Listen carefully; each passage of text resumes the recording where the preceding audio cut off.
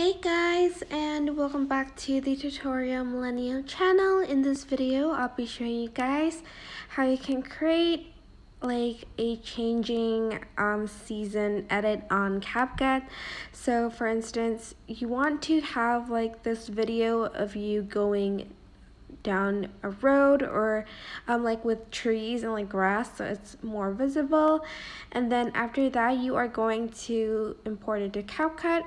Then you are going to select effects, video effects, and you are going to go to basic.